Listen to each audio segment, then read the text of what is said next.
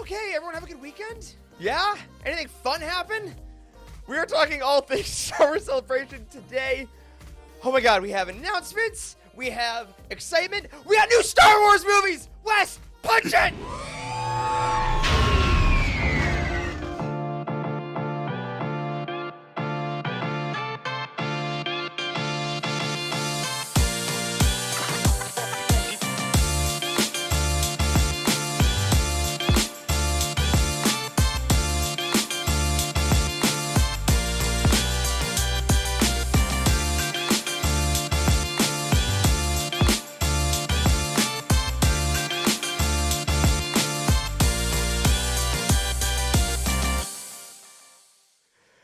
Hello, everyone, and welcome to the Living Force, a Youtini Network podcast all about Star Wars Celebration. I'm one of your hosts, Eric Eilerson, and joining me tonight to talk all the things that we learned in London this weekend is the full crew, starting off with Dr. Corey Helton. How you doing, man? What is crack-a-lackin', my friends? I am back in the hotel room this week again, following Celebration Sunday night. I drove out here. I'm in Lenore, North Carolina. Once again, my video is dramatically lagging behind my audio because I have a whopping 15 megabits per second download speed. I got to go off of audio cues tonight. So if you ask me a question, you better say my name first. I'm excited about it. I think it's going to be great. You know who has their normal video lag, though? It's the heir to the empire himself. It's Dr. Charles Hankel. That's right. I changed nothing, but we're still struggling, guys. That's just kind of the MO. But I'm happy to be here. I'm really tired after Celebration. I don't know about you guys. It's really hard to watch others live streams consecutively like that. So yeah, it is. Man. You did what you could. I appreciate your effort, but you know who doesn't need effort because he has natural skill, natural gifts, and the natural prowess to do everything he needs for this show and life. Mr. Wes Jenkins, welcome, sir. Hey, yeah, good stream. Good stream. I was Good pleasantly weekend. surprised that they actually had it early, but I mean, it was normal time in London, but 6 a.m. to about, say, noon to 1 o'clock was awesome. It's usually, like, you lost, I mean, you were sitting there the whole day, and, like, you blew through half of it just, like, in the morning and going through, like, your morning coffee or whatever, so I liked it. I was a big fan. I'm not sure about in 2 years, but we'll talk about that later. Yeah, no, the time change really wasn't bad for me like I thought. I did get up at 5:30 the first 2 days and kind of jumped in our Slack and talked to the staff about stuff that was happening. And then you're right, Wes. Then I, like, went to work and I just kind of had a day. Still, but I was energized from it, so very excited. Of course, everyone, Star Wars Celebration London was this past, or Star Wars Celebration Europe, which was in London. See, it happened, and I'm still calling it wrong. It's a whole phase wave thing all over again. We are going to talk tonight about everything that was revealed. I'm wearing my Celebration shirt. Hold on. Oh, yeah. It is beautiful. There you go, audio listeners. I pulled it up. I still and can't see it. Still can't see Okay. it. All right, now I can see it. Oh, yeah, that's a good shirt, bro. Well done, go around that lag. We're going to walk Can't wait to go through all these pictures with Corey. So many pictures. Corey's going to be hanging out for dear life. Before we do, though, I want to say welcome to everyone watching and listening to the show. Of course, if you're watching us on YouTube, make sure to like the video, subscribe to the channel for all the goodness that is always coming out, including our Cataclysm review that dropped last week on this channel. Make sure to check that out. And, of course, if you're on your audio podcast catcher of choice, if you haven't given us a review yet, that's fine. Celebration was busy. But you know what? Now's a great time to start that. It would make us very, very happy. But not as happy as our April Community Initiative, which is our Youtini Cosplay Initiative.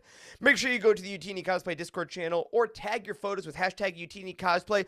Just like two very special people that I would love to highlight tonight. Wes, if you could grab Pamela's picture, that would be great. Pamela, just as the immaculate Dr. freaking Aphra. This is a slightly older picture with an awesome Cad Bane as well. Pamela's an amazing person in our community and Discord all the time. And this Aphra is sick as hell. I love look at the tattoos you see on her elbow. Yeah, she I know, drew that's them all fantastic. on. It's pretty That's spot spot on. Well, I assume All she right. drew them. All right, Charles. I said All it right. first. Well, Wes, that was spot on. Is she holding a holocron? Yeah. Yes, she is. Yeah. That's very cool. Very awesome. Very creative. Loved that. And then, of course, our very own team member. Alexander, who is a High Republic Jedi at Celebration this weekend. This was day one of Alexander's 2-day hand-embroidered, hand-stitched High Republic cosplay. Yeah. Look at that. These Yeah, are it's insane fantastic. because we got to see kind of like a step-by-step process. He shared a lot of the photos Yeah. as he he was did. making the costume, and it was really, really impressive. Like, this is a great Spectacular. picture, Yes, and for even this sure. picture doesn't do it justice. I feel like you'd have to see some of the Yeah. other ones, or see it in person would have been even better. Didn't somebody say in Slack earlier that he made it into the recap video or something? Yep. He did. Yeah. I saw him. Yeah, I watched that For a recap video split today. second. That's sick. Fantastic. The embroidery on this, on his cosplay there has all of the. This looks like a gold robe, right? But if you Yep. look, if you look pretty like in the details, that has all of like the logo of the High Republic. Mhm. That's in. It's like pretty impressive. It's Sensational. almost Yeah, absolutely. It is custom made. It's freaking awesome. Yes, I absolutely love it. Of course, the cosplay was on full display this past weekend at Star Wars Celebration. So everyone, make sure you keep sending in your cosplay pictures to the Youtini Cosplay Discord channel or tag them, #Youtini Cosplay, and we will feature them on the show. Only a couple life updates for us because obviously we have a ton to talk about. But Charles, you had a particularly special week last week. Tell the good folks what happened to you and what you celebrated, why don't you? You know what happened? You know what What's happened? that? Cataclysm happened because I'm 30 years old now. Look how old I've become. Old man alert. Oh, your Old old man alert. bones. That's your right. Old Yes. bones and No, your liver that's- spots coming through. That's really the extent of it. I took 3 days off of work. I had a surprise dinner that Nicole organized that was phenomenal. I Wow. saw my family. I went to the beach. I had a good old time, man. I had a good old time. Nice. So I'm feeling rested and recharged. Happy Not really. I'm birthday, feeling man. old and tired as hell. That's right. Happy F's in the chat for belated. Charles is back. Happy I birthday, think it would old be man. nice. Thank you, sir. Happy birthday, buddy. And then Wes, I would be remiss if I didn't ask you what additional piece of technological brilliance did you make this week? Because it seems like every week you're putting us all to shame with what you're creating over there. Well, in I Texas. swear, this is the last one. This is the No, last yeah, one right. that I'm gonna No, build. it's not. Oh, that one is. I just pretty. got that's this says pretty. Darth Vader Wow. escape key right there in gold. See who there are? Sick. Yeah, really I good. swear it's the last one. I waited these keycaps. I waited for over a It's year an- for. This is a mechanical Over keyboard that he's holding year. up. Yeah, sorry, Yeah. I didn't even say that. Like for audio listeners, I have a mechanical keyboard. I got into it during the pandemic like an idiot. Please don't get into this hobby. It is so stupid, and I know it's stupid. Yet I keep doing it. But How many do you have now? shit, I'm about to sell another one. I have 5. Oh my Oh man, God. which one don't you want for like about $20? Let me know. I'm pretty sure I get credit for this. I think I'm the You one that do. introduced you to this hobby. You do. I didn't You know absolutely what do. that was that you held up. You held up your mechanical keyboard to the camera and you were like, look, it makes clicky clack sounds. And I was like, do you plug that in or something? You're like, yes, Wes, you plug it in. And I was like, I had no clue. Oh my God, No Wes, give us clue. the clicky clack test. Can you hold up to the mic? Oh, it's Yeah? It's Yeah. disgusting. Come on, Hold on. come on. It's so low. we Nothing's can't coming even hear out. it. It's not Bad. picking it up on the Thok. mic. Thok, that's what they call it. Fuck. A thok? I don't like that. Listen, this is supposed to be a PG-13 podcast. I don't know what you're saying. Can't just talk into the microphone. What is this? A Battle Scars roundtable? Come on now. So Go yes, fuck this yourself, is Wes. the second to last one that I'm going to build. I swear. What? 2 seconds ago was the last one. Like I just bought this one, so I have to take it Oh my apart and put it in a God. nicer case. Ridiculous. I love That's that. what I Wes. did. Those are my life updates of the week. Well, Don't be too proud of this technological terror you've created. because you'll build another one next week. That's right. Well, I'm glad for you, buddy. But I'm also glad for you, Teeny, every day, but especially when it does good things for our Patreon community at patreon.com/Youtini. Thank you to everyone over there. And I have a quick announcement, rather a plead, an ask, if you will. As Corey and Emma very dexterously created a Patreon event for the first quarter of the year, the next Patreon event for the next quarter of the year is mine. It's my own, my precious. However, I have I have no idea what to do, guys. Straight up with you. I want to do what you want me to do. So if you'd be so kind in the comments of this video, in our Discord channels in the Living Forest, on Twitter, whatever you like, what as patrons would you like from me? Would you like me to host a viewing party, a Lego build, a trivia thing, something I haven't even thought of? I need ideas. Sell one Funko a day. I'm not contractually obligated to do anything Charles or anyone else says. Virtual I would love your dunk ideas. tank. Virtual dunk tank. Virtual dunk tank. I like don't that. have I don't one know of what those it yet. means. But We'll get you one. Yeah, but instead of a big pool of water, we should use like a pool with like electric eels. Jesus, Corey. Well, hey, everything has a price. Let us know what you'd like to do at our new Patreon event and to go to patreon.com/Youtini to join in the fun. All right, before we go to celebration, because we're getting through everything quick so we can talk about all the news, I have one very important thing to share. You may have already seen it behind me, but Wes, I do believe it deserves a Star Wars Weekly Roundup. It's the Star Wars Weekly Roundup. All right, very recently, we got a reference book release from our friends at Insight Editions, and my copy did just arrive. I want to thank our friends from Insight for sending it over. This is The Chronicles of the Jedi, which is the in-universe High Republic reference book written by Cole Horton. And I gotta say, and illustrations by Yi Young Lee. This is not hyperbolic. I've read through this book this weekend. This is the most gorgeous, comprehensive reference book I have read so far, period. Yeah. What this is, guys, is this is essentially telling the story of phases 1 and 2 of the High Republic as told by an in-universe Jedi, but all the art looks like this. It's gorgeous artwork. Lee absolutely smashes it, and every bit of it, this is a little bit from phase 2 in the Battle of Jedi, for instance, and every bit of it is drawn with the same brush. So if you're like me and you've had a little bit of trouble maybe linking some of the events in the young adult books to the comics, to the adult novels, things like that, the unified art style of Lee, along with Cole Horton's descriptions, really help it to all feel like a singular universe, if you know what I mean. And for those that may be used to reference books that have like a little less, or a lot of art and a little less description, kind of like Art of the High Republic by Baver, things like that, this one does have gorgeous double-page spreads, but it has a lot of text. And it's interesting, because as someone who's read every single part of the High Republic so far, I was still looking at spreads like this, Loden and Bell, the goats, and being intrigued by the stories that I already read, because Horton doesn't just rewrite the narration, things like that.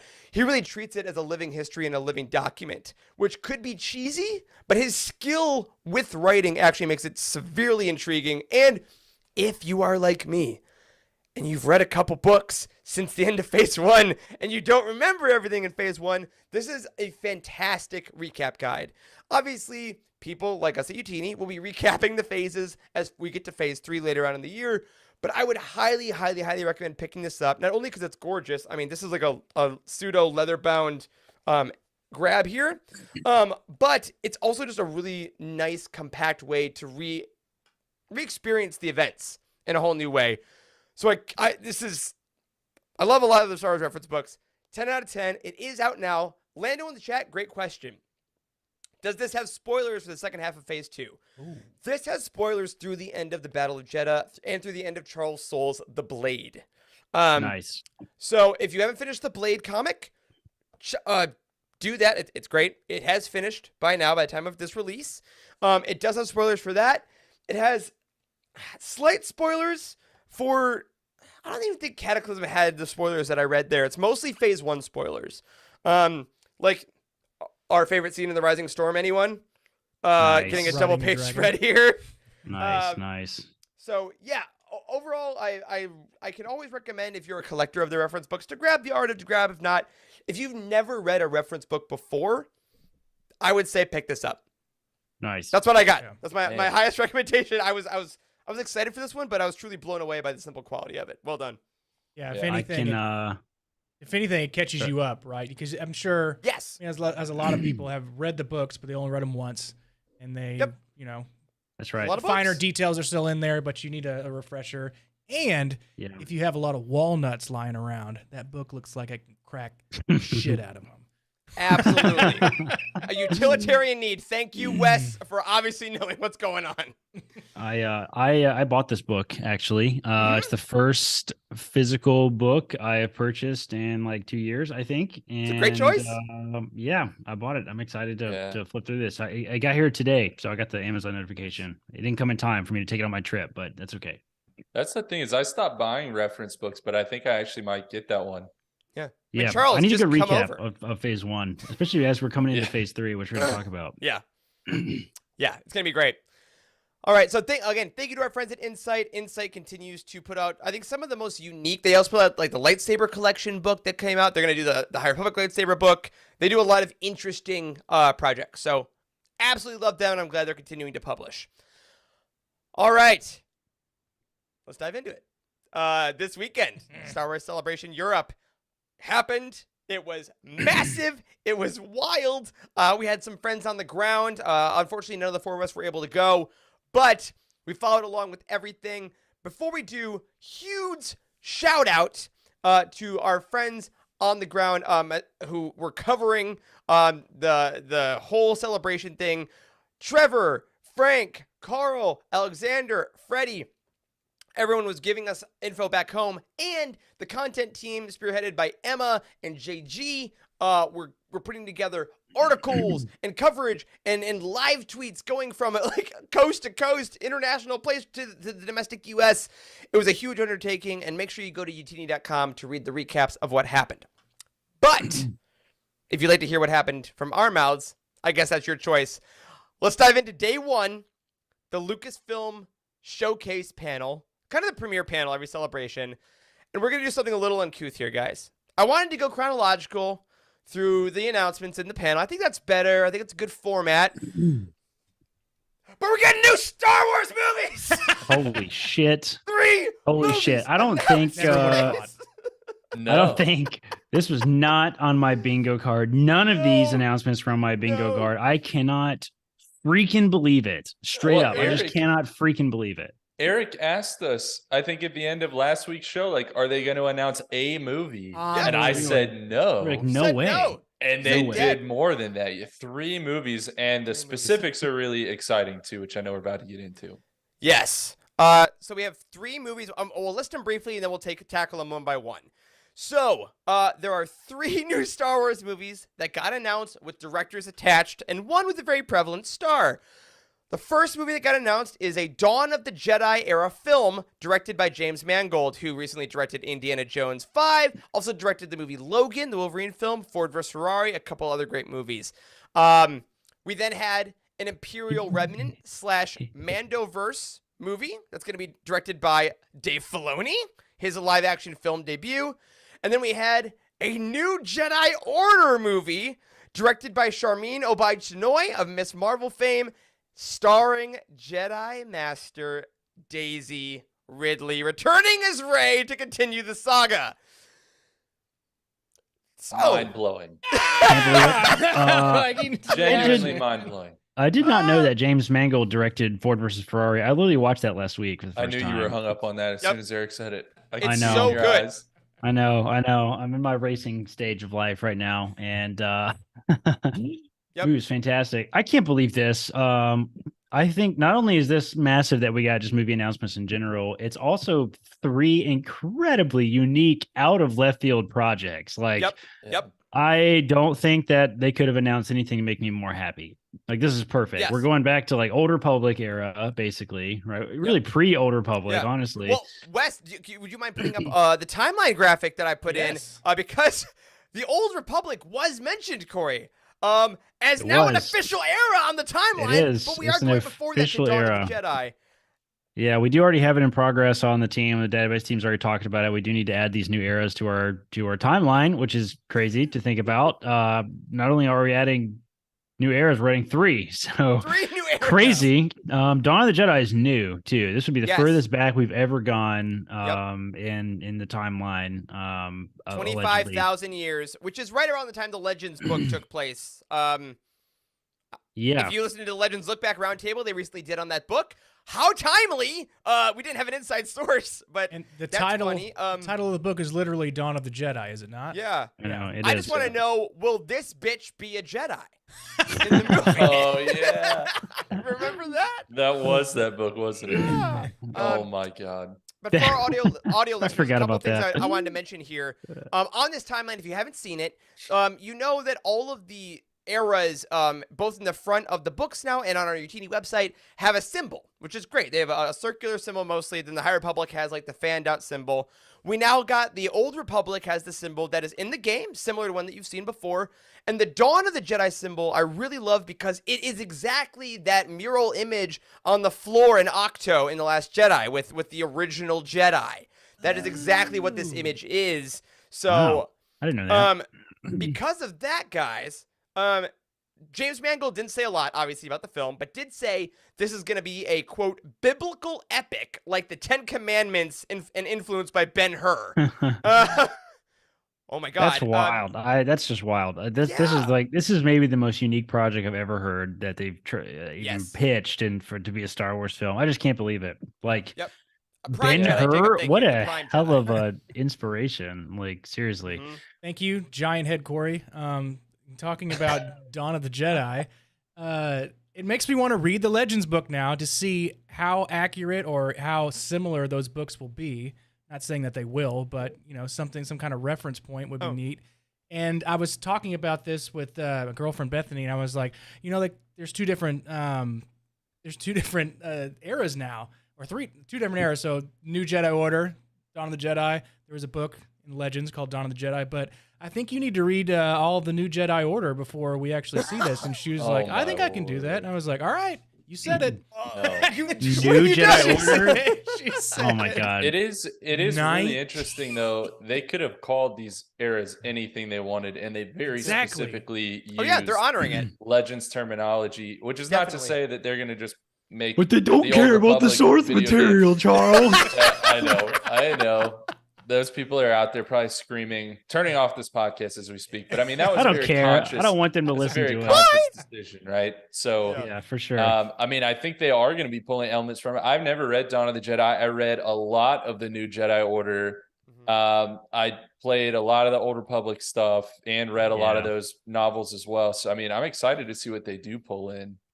Yeah, Yeah. me too. Mhm. It's gonna be cool. I assume I assume this is gonna be really trippy. I think there's probably gonna be a lot of trippiness to it, like kind of World Yep. Between Worlds feeling. I hope so. Brought to live action too. Movie's got a lot of potential. I just can't believe this. 3 unique projects like this. Yeah. When Mangold, I mean, we've heard so many good things about Indy 5, right? I mean, there's a reason Harrison Oh, the Ford trailer came looks back. so good. Their trailers have looked great. The footage was great. I mean, they showed I think 8 minutes of footage at the end of the Lucasfilm panel, and people said it was amazing. Harrison Ford came back, which I think says enough about it, right? Yeah. And Mangold clearly had a good enough time working on it that they're like, cool, do Star Wars now. And I love the scope of it because I think that's one of the things that we've loved so much about Star Wars, but have kind of been missing a little lately is the grand galactic scope.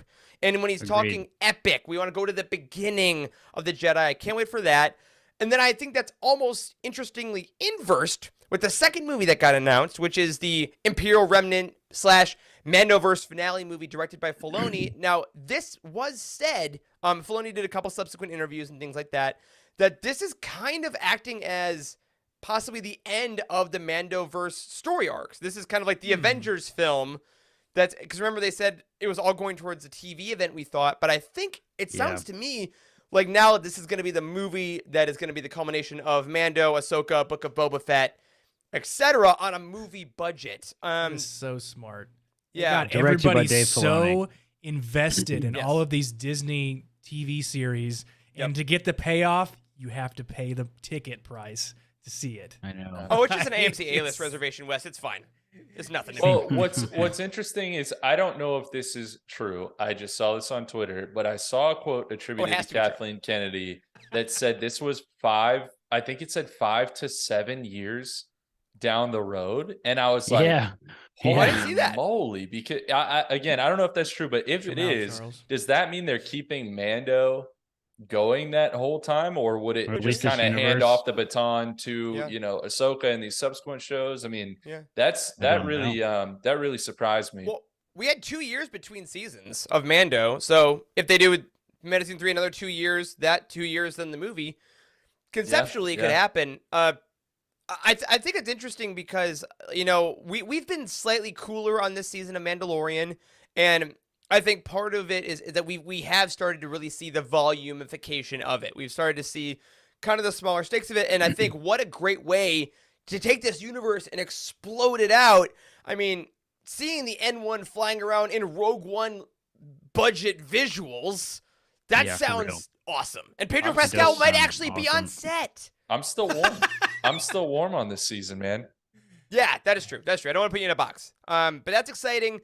And I also think at a personal level, it's so fun to see Dave Filoni come as a guy who came onto Clone Wars and was just an animated guy that wanted to help out, meet George Lucas, create a universe, came to Mando, created live action Star Wars, built that, gets to make an Ahsoka series based on his favorite character, and now after 2 decades of crafting Star Wars as we know it, he's going to get a feature film. That's It's just kind of cool to see he put in the work, you know? It's a big deal. It's a big deal. Although the only downside of this is we're never going to freaking hear the end. If it's good, we're never going to hear the end of how Filoni should be in charge and the woman who gave him the job in the movie should be fired. I know. Yeah. Yeah, exactly. Yeah, I know. Yeah. This is a big deal though. This is a big deal. And we haven't mentioned yet that they name dropped Imperial Remnant when they were talking about this too, which is a massive deal. I mean, that's like straight out of Legends to call it the Imperial Remnant. It was super, super cool. This entire panel was just filled with Legends stuff, by the way. Like, all this timeline stuff. They name dropped Heir to the Empire. Like, I just can't in the trailer. Like, we got to talk about that in a little bit. But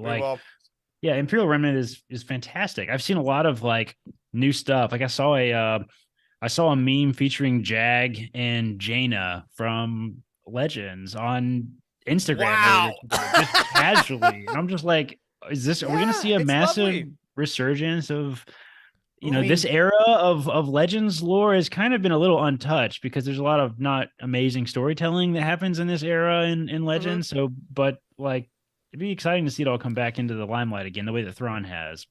Yeah. Did somebody finally break through that wall and was like, everybody, we have a whole like era. We have all these details and stories that are been told before. I mean, we could tap into that.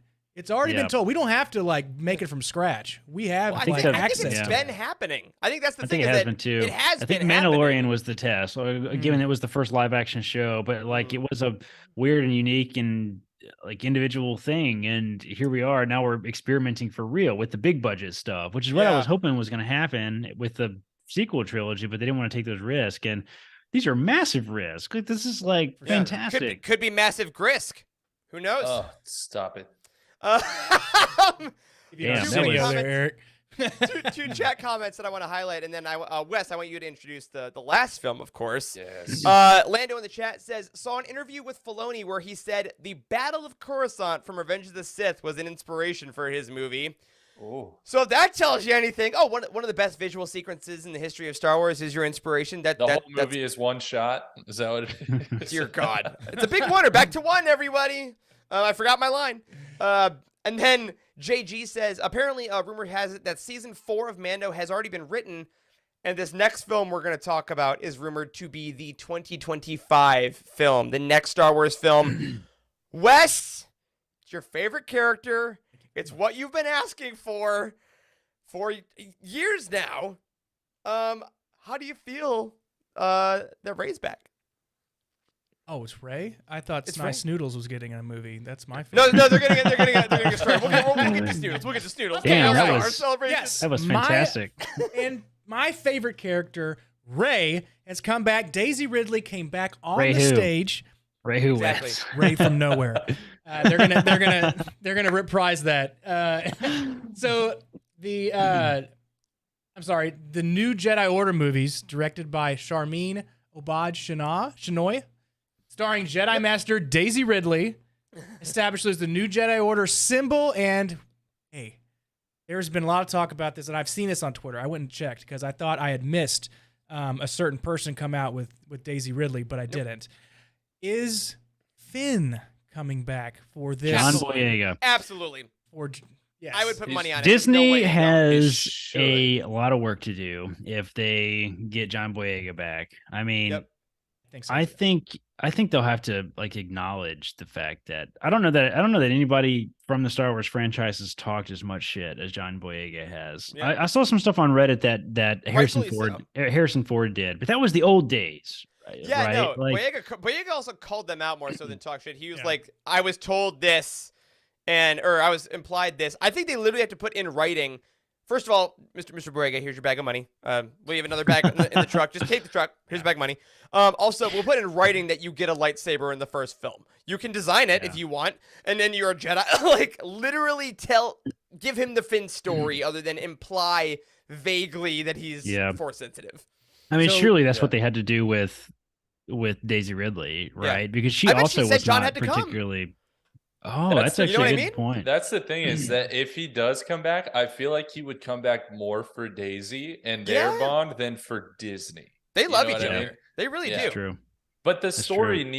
needs Finn. Like there would have to be a very good, non-awkward explanation of where in the world Finn is if he's not actually in this movie alongside Daisy. Because Yeah. John Boyega How do would you do quote that? tweet out, they're like, Finn is gone. He'd be like, no, he's not.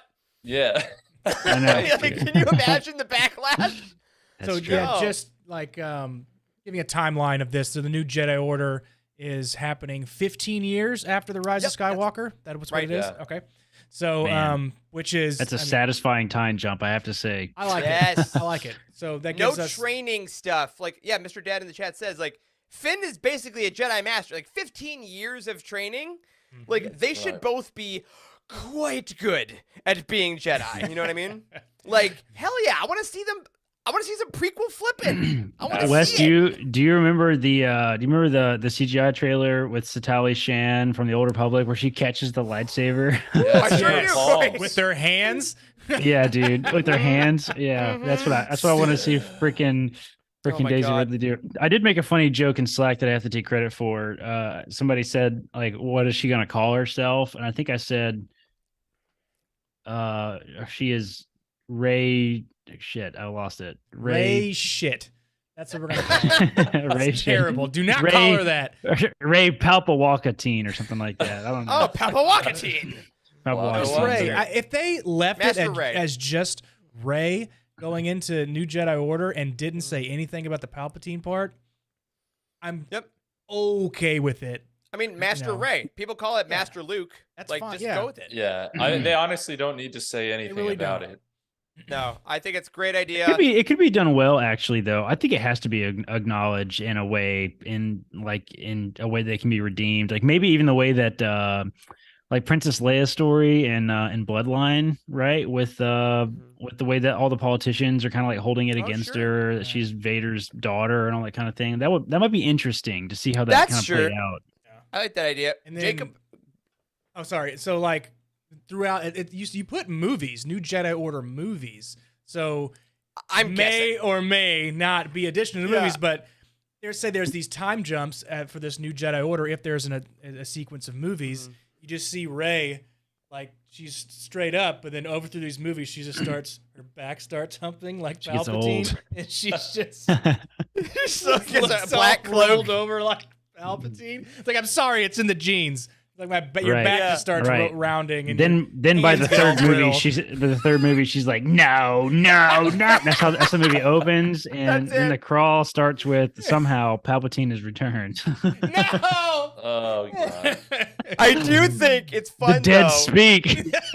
Let's get out I mean, of Fortnite here. will still be going, so I don't see why we can't. Jacob Oh put my out a great God. point.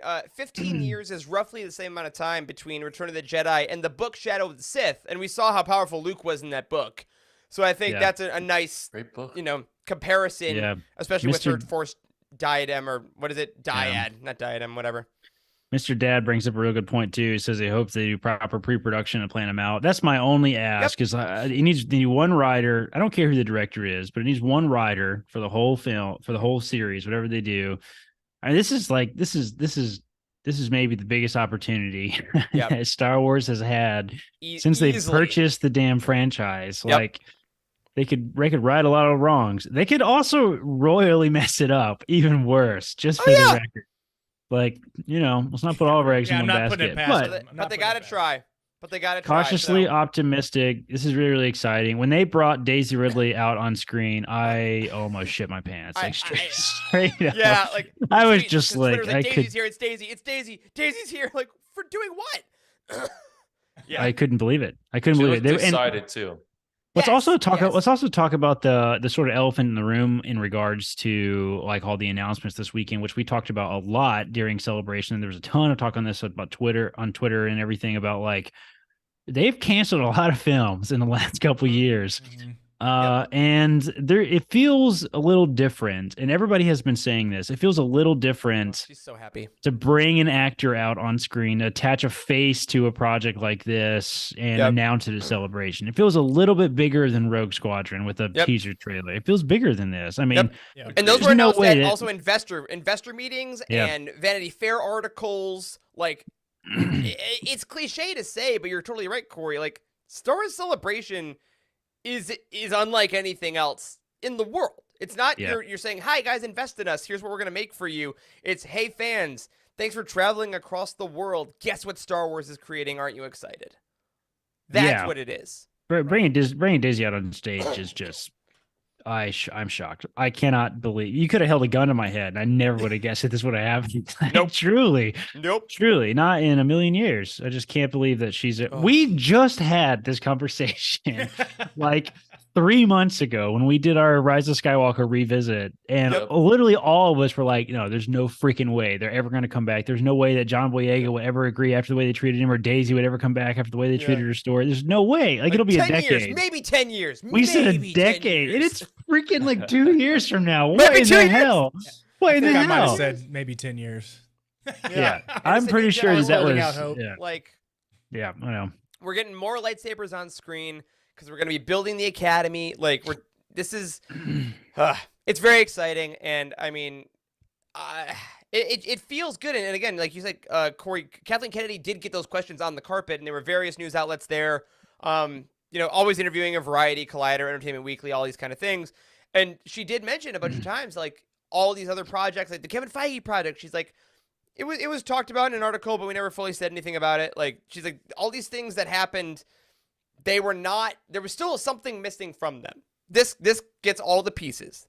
This is the brand, the fans, the actor, the project, the era, like everything is working. Yeah. And it's exciting. It's exciting. I think I think it was Oz that brought it up in our team too, that said that like the timeline of bringing back like original characters has gotten shorter and shorter. Like Luke had to wait like 30 years to come back to a project. Hayden and Ewan had to wait 15 years to come back to a project, and Daisy has had to wait 5 years to come back to a project. And that is just so incredible. I am really jealous of all the kids, all those little Rays running around at Celebration. Did you see that photo of Daisy Ridley hugging the little girl in the Ray costume and her beautiful red dress that Daisy had on too? Never get sick of those. I will absolutely. Always in the wrap up, they showed someone in the crowd literally bawling their eyes out, cosplaying as Ray when Daisy came out on the stage. I know. Yeah. I mean, it means so much to people. And I know. You know what's cool is that it's taking less time, like, and it took a genuine amount of that 15 years, I think, for it to become the overwhelming thought amongst the Star Wars fandom that the prequels are really freaking good. Like we knew that when we were the kids watching it, right? There's the photo. Look at that. God.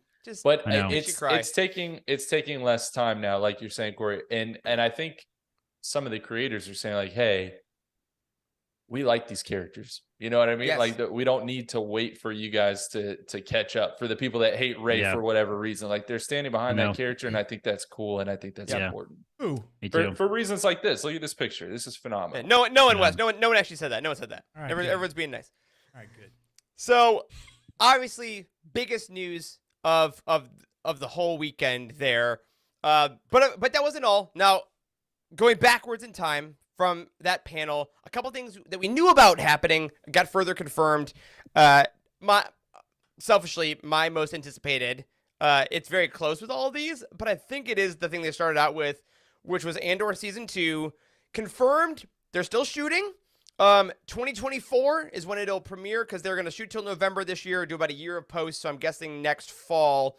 Guys, earnest question for the whole panel: is this the hottest cast in Star Wars? Maybe not after seeing the Acolyte cast too. That's what I'm saying. Can we freaking and the Ahsoka cast? Can we freaking just talk about the fact that Star Wars Celebration had no business being as hot as it was? There were Everyone's attractive. Jesus Christ. way too many attractive people. It was not like this last year or whenever that was. It was not this attractive. It was not like this. I'm telling you. Y'all were Were there a bunch of mutants walking around in Anaheim or something? I mean, there's Yeah, dude, I'm telling you. I'm telling you. They've just picked the most level. I'm the beautiful only one that's freaking not people. offended because I was the only one of us not there. No, this is a hotness like crazy watching these people. And so aside from their hotness, though, apparently there was a teaser shown that, had more of what we know. We saw more Cyril. We saw more Bix. Diego was there as Cassian. Apparently had a different hairstyle, different costuming. And not too much to talk about, obviously, because it wasn't widely released. We didn't see it. But from what I heard, the big buzzwords were like, it's bigger. It's just a bigger version of season 1. They're going grander. And we know this is going to be where we get a lot of time skips getting into Rogue. So, yeah, not a lot to say other than this remains my favorite show, and I can't wait for more of it. I completely forgot that this had anything to do with Rogue One. Like, it's gonna end like at that part. Literally. I know. Like, damn it! Like, there's like, oh, why only 2 seasons? Like, oh, that's because. I'm very curious about how Andor season 2, because if they stick the landing with the second season, like it's truly the gold standard. Like, not even just for live action, but like maybe Star Wars in general. So, Yeah. like if that formula could be replicated even a little bit in any of the other shows, I don't know how I can handle it. I mean, we've all said that Andor ruined us when it came to like Mando, because Mandor's more kitschy and that sort of thing, and like they got to stick the landing. That's the thing. Yeah. They got to stick it, And they got especially Tony with the stakes of Rogue One. And I noticed one thing as if y'all haven't watched, go back to the Star Wars YouTube channel, watch a lot of the interviews on the Star Wars stage where all the actors came out after their panels. They're like 10-15 minutes each, and they're really fun. You get to see like kind of who these actors and creators are. And what I noticed is that all the other shows talked a lot about Star Wars and a lot about the project, which was great. Every Andor person that gets interviewed talks about Tony Gilroy. It's like, it's Tony's scripts, Tony's vision. Like, this guy is literally the reason Andor is good, because he's a single creator. And obviously there's a lot of great creators in Star Wars, but I found it fascinating that his actors and his directors all talk about Tony, about how he's the reason behind it. And I think it's a huge reason why it's so successful. It's a testament to his directing ability and his control ability. His words, man. He's just freaking good. Freaking good. Can't wait. Can't wait Fantastic. for more. Of course, that was followed by another thing we didn't see that. This is the one I actually wish I had seen the most, just because it was all new. Another contender for hottest cast, The Acolyte, confirmed 2024. Leslie Headland, the creator, came out with a bunch of the cast, including lead Amandla Stenberg wearing Padme cosplay. Yeah, that was cool. that was pretty cool. Look how tall Jonas is. I know. Jonas Suatomo, who will be playing Kelnaka, a Wookiee Jedi, confirmed. Which is badass, dude. So cool. Man, they're just taking lots of risk, man. I'm just so Yeah. pleased with the amount of risk that they're taking with it. This show has got the most, I think, interesting potential of any show that they've so far announced, like Agreed. in Star Wars lineup, period. Like, it takes Yep. place in the High Republic, which is probably not the original intention. I bet they adapted this a little bit to take place. I bet it was originally going to be Old Republic, and they've adapted it for High Republic because that era has been so popular. And can you believe this? A freaking book like initiative is being brought to life like this with a. Can I just reveal this, with a freaking live action character from a book? Rebecca Henderson going to coming in as playing Vernestra Rowe. I just cannot believe that. Like, Jedi one of the most Master popular. Vernestra Rowe. I know, one of the most popular characters in the High Republic. I'm just blown away Wow. by that. I Also, remember- I'm not sure if you guys have seen the picture or not. We got our Twitter locked briefly today Yes. because we shared it, and But Yeah. it might be out Someone- there, hypothetically. someone powerful. If you want to look at it, I assume it would Yeah. be cool. I remember Yeah, when we this- were when we stayed awake, like it was like 11 p.m. when they gave the announcement of the High Republic, and we were like, what do you think the end game is for this? And it's like they are right. they are testing the waters to see if Yeah, this man. will get some kind of we get Wow. some kind of audience behind it, some kind of rush, and it worked. It did. I This remember has that gotta night. be- Oh my god. This has got to be like the fruits of the labor from the publishing initiative and all those authors, and they get springboarded into TV series, media, open media to Yep. all the streaming services on Disney. So it's awesome. That's really like I don't want to say it's the fruits of their labor or anything, but like that's the next step. I mean, right? it is. If Next it hadn't worked, like, and Leslie Headland, when she came out as showrunner, like, literally took the mic and said, "For light and life." yeah. Like, she started out with the catchphrase. Like, I know. Yeah. they know This it. is easily the project I think that I got the most excitement from watching the celebration coverage because they did talk to the cast a lot. Yes. I watched a lot of those interviews. A lot of the people just seem like over the moon with how the project is going. And I Yep. think the thing that I found so interesting is I hope I'm remembering this correctly. I think they said that it's supposedly a mix between Kill Bill and Frozen. Correct. And I'm like, what does that even mean? Like, I can't Yep. even wrap my head around that, but I do know there's going to be awesome action sequences. Like, no Yeah. doubt about that. Very martial arts heavy. I believe it was Variety's interview with Leslie Headland behind the scenes. She did expand on that because I mean, one, what a great quote. But she did talk about that. She said when she saw Frozen, she said I wept because I saw this movie that was about this bond between sisters, this love that wasn't just between like a prince and a princess, and like all the stuff that Frozen did so well. She's like, I just wished that as a kid I had had that story. But then she also wanted to do the martial arts movies, like inspired by not only Kill Bill, but like Crouching Tiger, Hidden Dragon, a bunch of stuff like that. And apparently, she said that was a huge reason why she wanted to pitch the show to Kathleen Kennedy. And every interview she gave over the weekend, she got so emotional. Like talking about, she said Star Wars saved her life. She said it was just everything she could ever imagine. And from what we heard about the trailer that was shown both at this panel and at the High Republic panel, there was huge martial arts styles of the fighting. Star Wars has always had a kind of a more Western fighting style, despite its Eastern influences. But they say the combat is very martial heavy. And at the end of the trailer, they had, the lightsaber ignition, which was great. But apparently there were like 8 lightsabers on screen, which we haven't seen since like Attack of the Clones.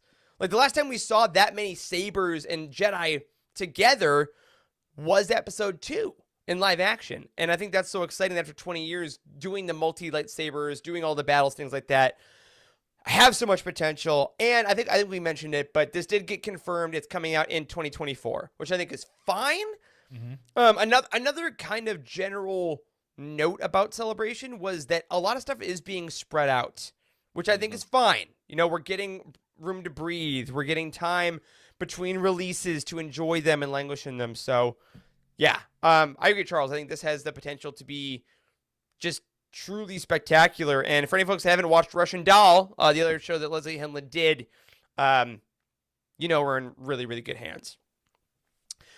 Now, the next one we had was a small snippet, a small look. Skeleton Crew, the AKA Jude Law and the Kiddos, got revealed more fully. Yeah, oh my God, look at them. They're so adorable. They brought out Jude and the crew. We didn't learn a ton about the show, other than based on the footage, apparently Jude Law is Force sensitive. And apparently it had a big Amblin influence, which was Spielberg's, kids studio in the 80s. Goonies was mentioned. Wes, you probably watched that when you were about 30. And all the old kids movies Not wrong. that were Not wrong. were in Damn, there. that was uncalled for. That's- Good for my age, huh? What do you guys think about this? I feel like we still don't know a whole lot about the show, but they keep plugging along, and we got the directors sound good. Like, You know what I What do you guys know? think about I this? know that Jude Law is magnetic, And Yeah, he is. just listening to him briefly talk on the stage, every single person in that audience was hanging on his every word. I don't understand how you can be Yep. that charming. I really don't. Even with that mustache. Even with the mustache, I know. But the same goes know. for Ewan McGregor, by the way. Partial for That that. mustache. Oh my word. Something's going on over there. We I- need to yeah, stop that. We need to stop that. guys. But no, I think the other thing is, look what happened with the gold mine that they struck with young Leia.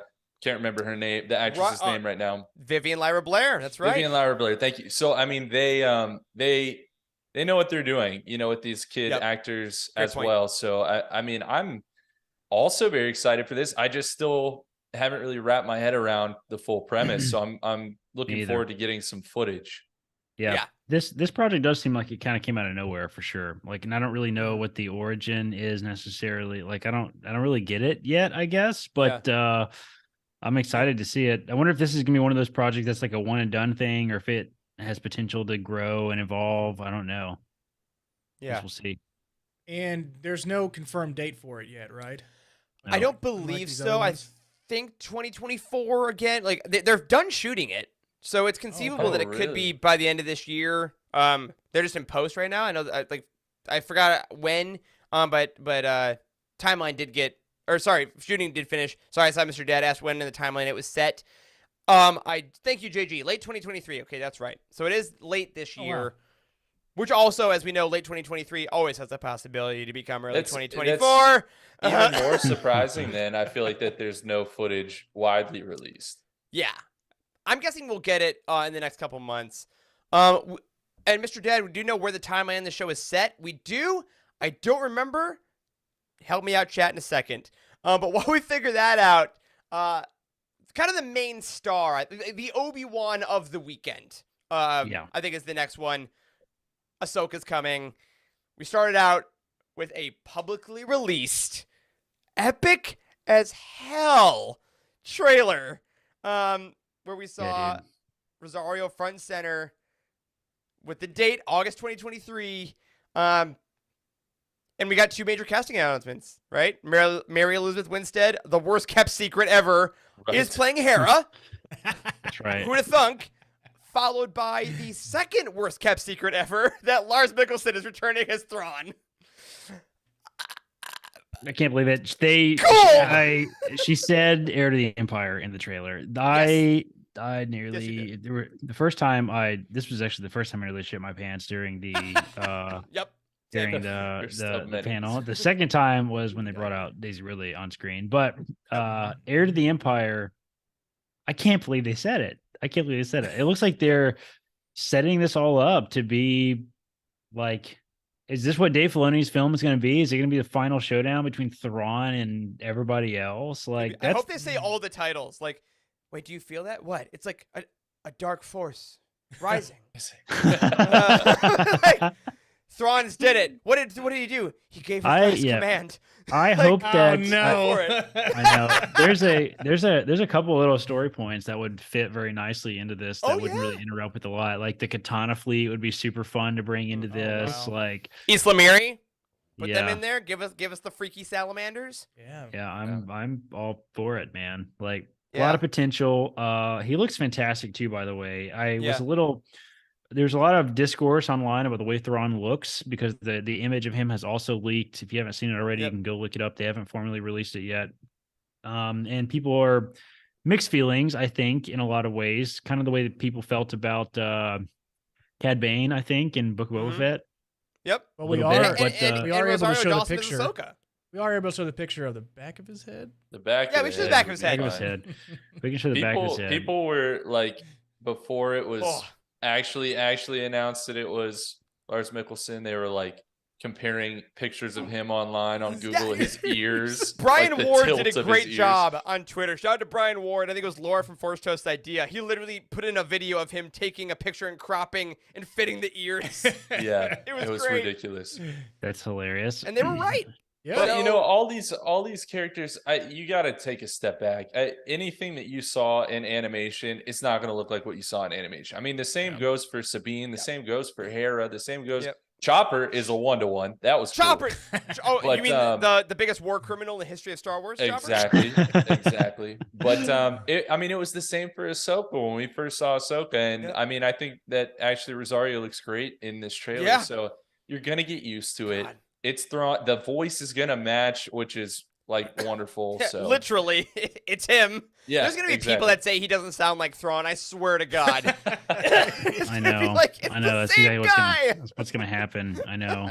Very interested to see how this is happening. Brought to live action, a book character, a famous book character Mhm. from freaking 40 years ago, Thrawn. whatever, has been brought to live action like Yeah. this. Is just a total nuts. mind blowing Yep. experience. Like, the only thing that was missing from this whole weekend is I wish someone could have put a microphone in front of Tim Zahn and got his opinion about kind of where. Ooh. Well, because they confirmed for the first time ever that they actually talked to him about Thrawn's character for the show. They actually, Yeah. I forgot who said it, but it was Filoni or someone. They mentioned Timothy Zahn by name because they've been very reluctant about that in the past. And I think they've been playing their cards close, but they did at least confirm that they checked in with Zahn and talked to him about him in the show. I Wow. doubt hope he so. went to the I set like because, that. frankly, I don't think Tim Zahn would want to. You Yeah. know, I feel like he's I like, know. I'm good. I'm gonna stay home in my black turtleneck and not talk about it. My cats. That's what he Yeah, always so- says.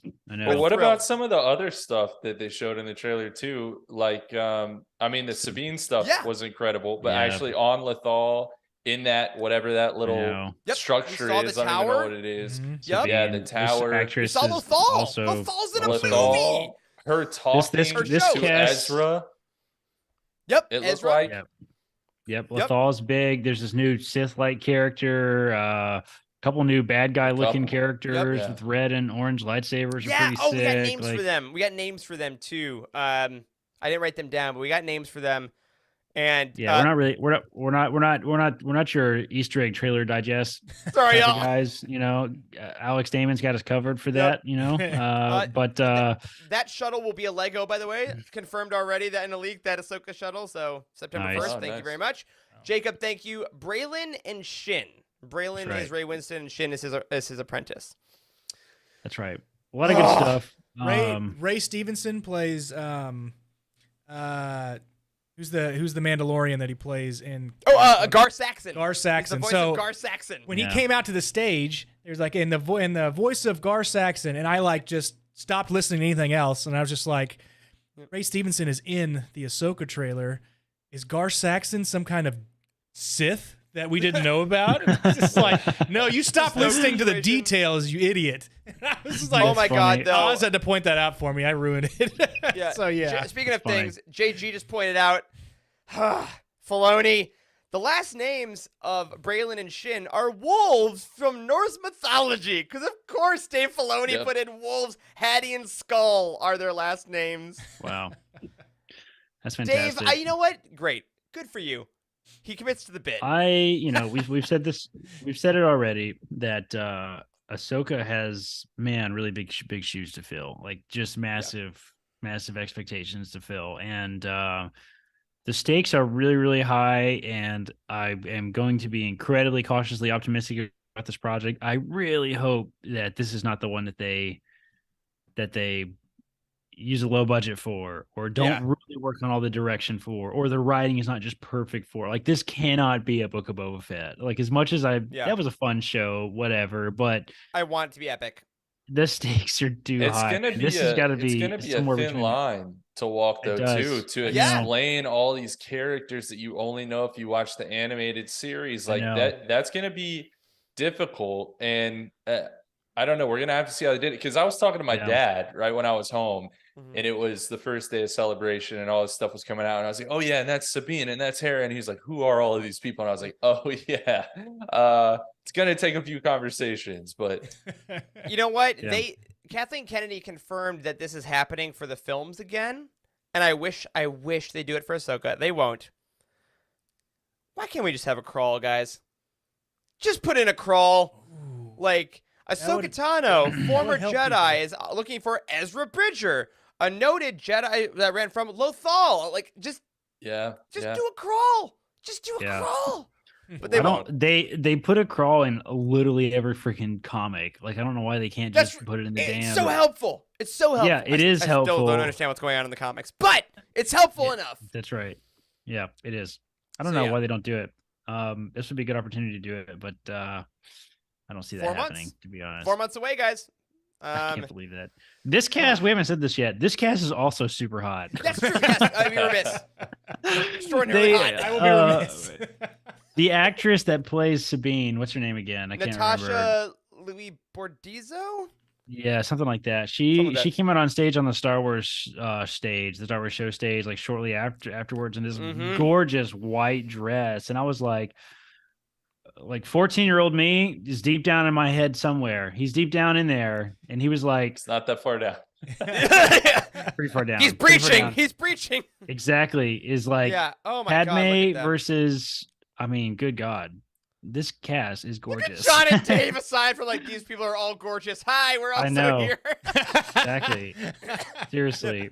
Oh, and we neglected to mention there's on the left next to John in this photo. I forget her name. It's the magistrate from season 2 of Mandalorian who fought That's right. Ahsoka with the Beskar. She is part of Thrawn's Yes. fleet. The Right. one Right. where Should she be asked, back. "Where's Grand Admiral Thrawn?" or whatever. Right? She Yep. definitely Yep. got. Yeah, She yeah. definitely got interviewed during this with. Yes, that's right. She was with somebody else, but she was like, "I have a name, by the way." You know. I know that was So funny. she- That's funny. They still You're haven't quite. I will say the Star Wars show coverage this year was like night and day better than last Yep. time. Like they Very really just killed it. comprehensive. I mean, they just covered like every single actress, got their own little Mhm. moment on the Star Wars Mhm. show stage. However, they really got to figure out how to interview people better about projects that are coming down the line because What can you tell us? literally every single interview is exactly the same. It's like, I better not say that. I'm going to get in trouble. Like that got really old after like the first 2 or 3. Yeah, like it was like of 4 not days, being able so, to talk yeah. about it because the interviewer stumbles over the questions and the actor stumbles over the questions. Like it was pretty awkward. I wish they would figure that shit out. I'm gonna start doing that in all of our Youtini interviews now with authors. Like, so what can you tell us? And then make the author feel awkward. It'd be great. They should just do okay that. like one fact that each person can reveal in every interview. Then it would feel like Yeah. okay, what is the thing?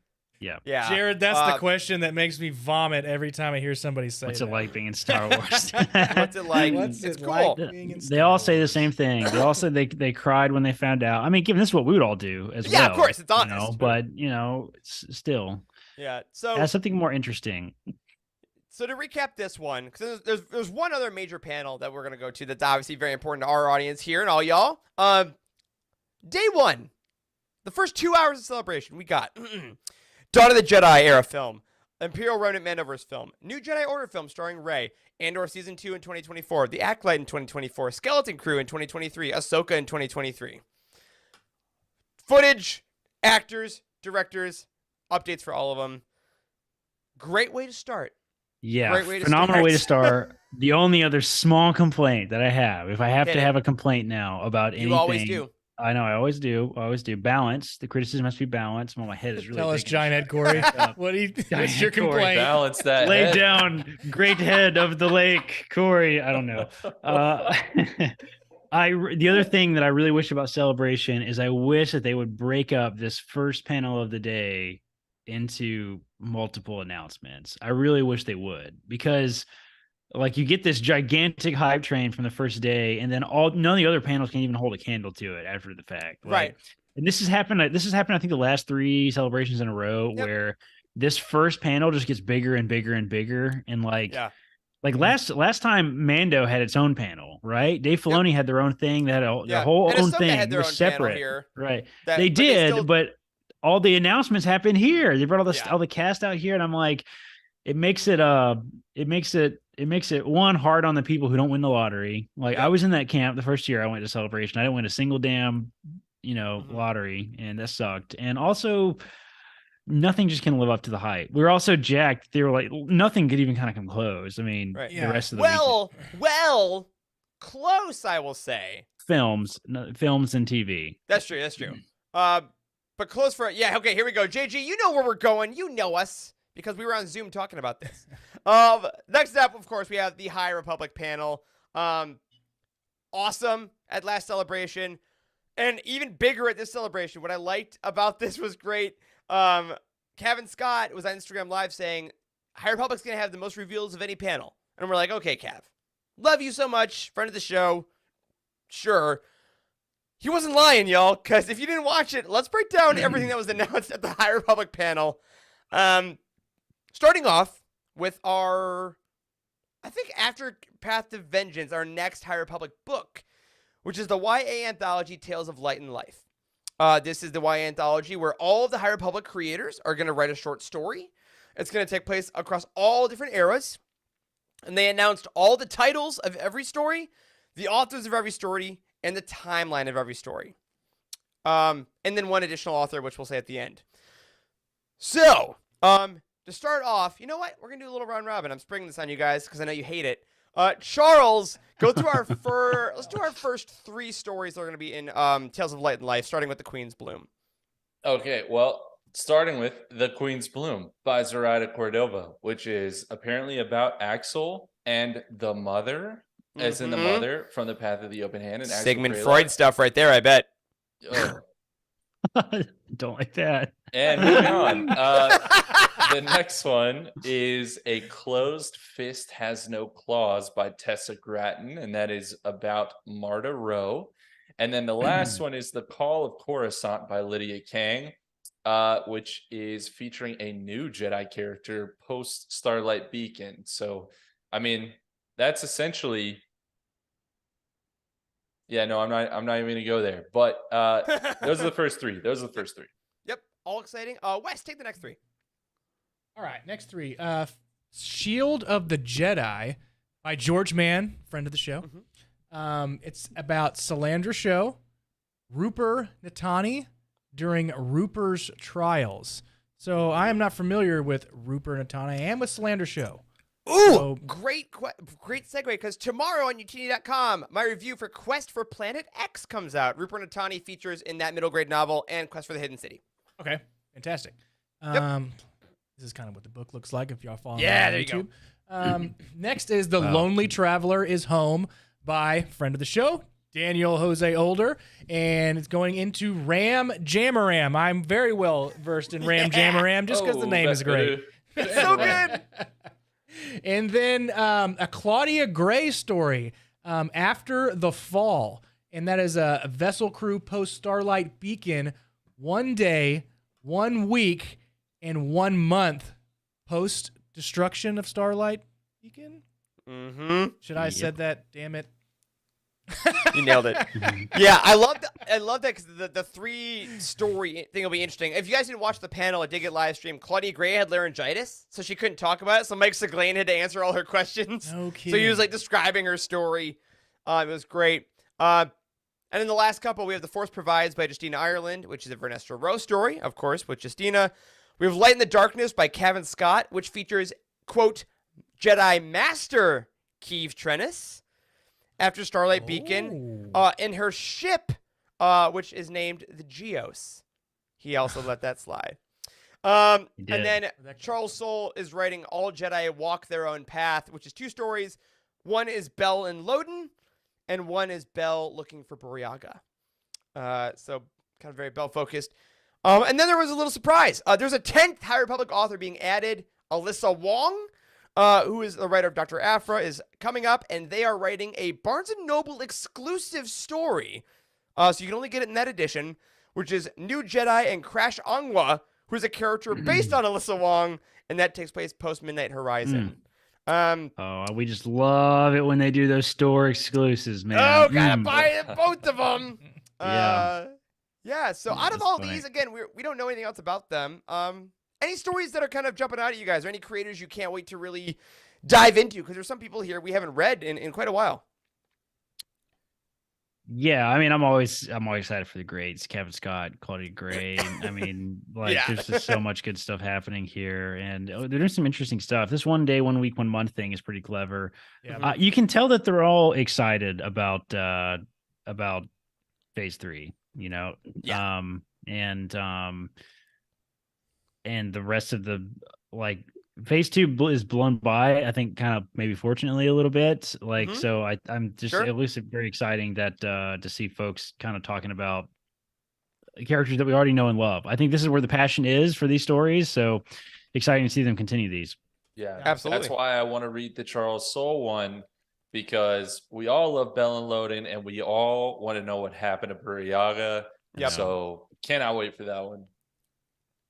Yep. And I'm kind of partial to the Zoraida Cordova because she Mhm. knocked it out of the park with the Crash of Fate. I'm going to see what's going on with the Queen's Bloom because Axel is still a question mark right now. So we want to kind of get some more insight on him. And the mother obviously is the biggest question marks. Yeah. As of right Fascinating now, character. outside of Markion Rowe, of course. Yeah.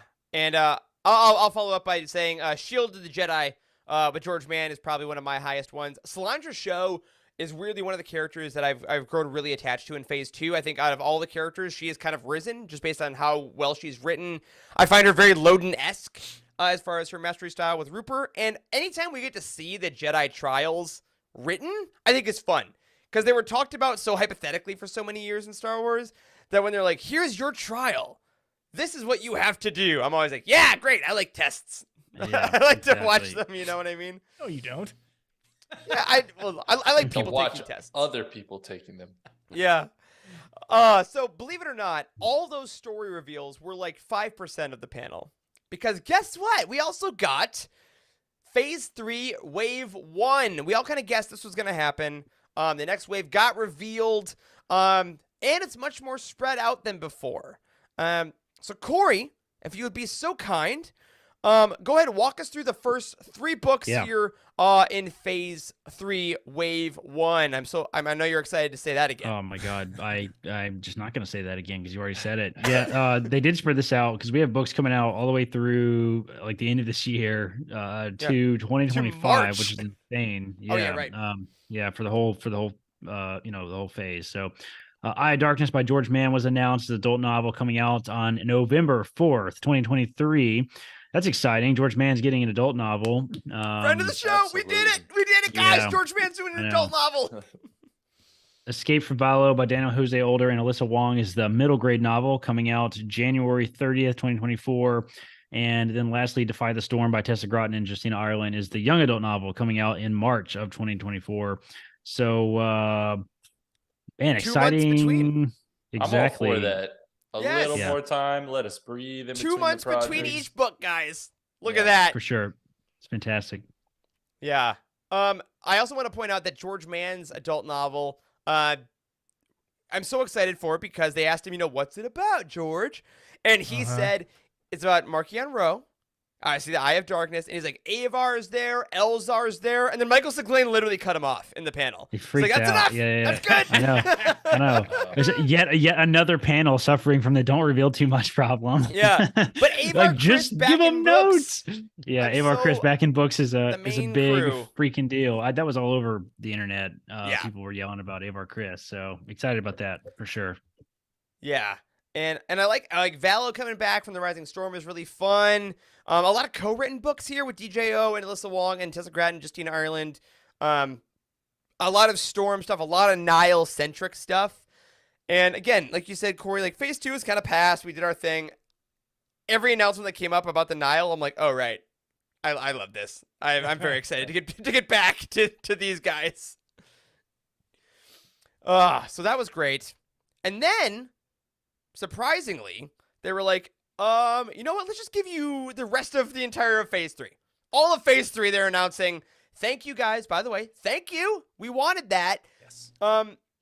So we already got, of course, the Eye of Darkness by George Mann, but then we got the other 2 adult novels from Phase 3. Charles, hit us with the other 2 titles and their dates, please. Yeah, so the next adult novel after George Mann's Eye of Darkness is going to be Temptation of the Force by Tessa Gratton, and that's coming in summer 2024. And then the last one will be Trials of the Jedi by Charles Soule, and that is spring 2025. So big jumps in between these adult novels. Yeah. Mm-hmm. Projects in between, of course, Right. as well. But nice to see, I think, Charles Soule at the end kind of cleaning up the thing that he started way back Bringing when, it right? home. Yeah, I For remember when he got interviewed at the panel. He started it and he's starting it and he's ending it. So Yeah. that's a big testament to his writing, especially because he was the winner of Book Mattis, right?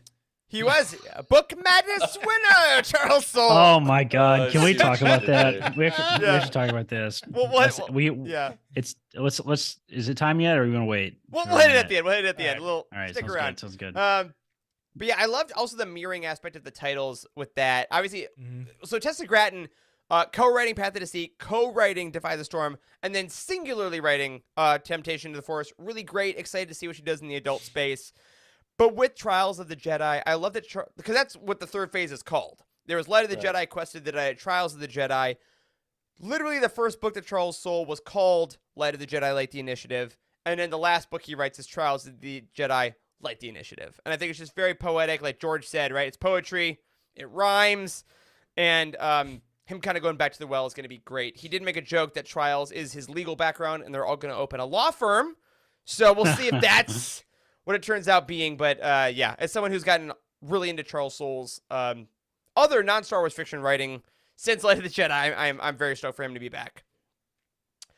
And then, of course, we get the YA novels. So we started off, of course, knowing that Defy the Storm is coming out, but we got the other two as well with similar timelines.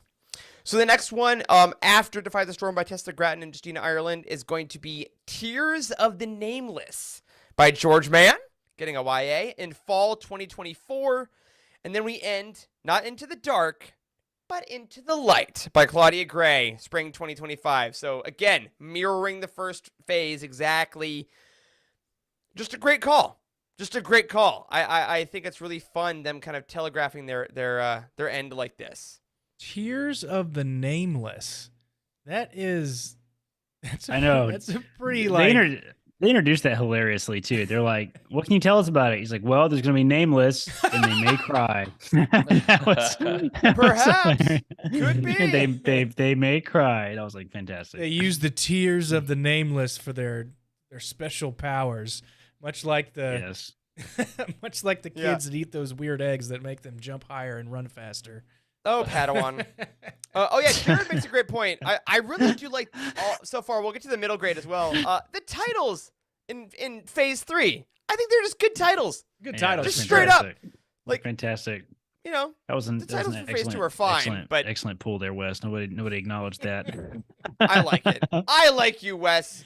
And I like you so much, Wes. Tell us about the middle grades. Finish us off here in Phase 3. Okay, so on top of Escape from Val, that's coming out on the 30th in 2024, January.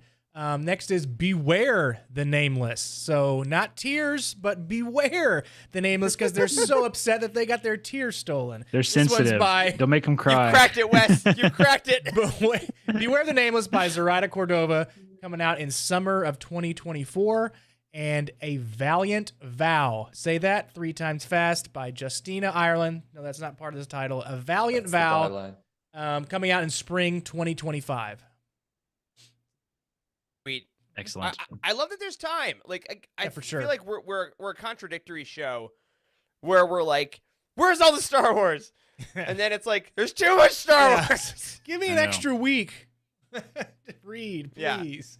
And I'll wait Yeah, till the for last sure. day anyways. So, Yeah. Yeah. But overall, I was shocked that we got this many. I didn't expect all of Phase 3. Yeah, we me have neither. 2 months to procrastinate, Wes. That's all you ever wanted. I know, man. I know. All right, here. Yeah, Let's.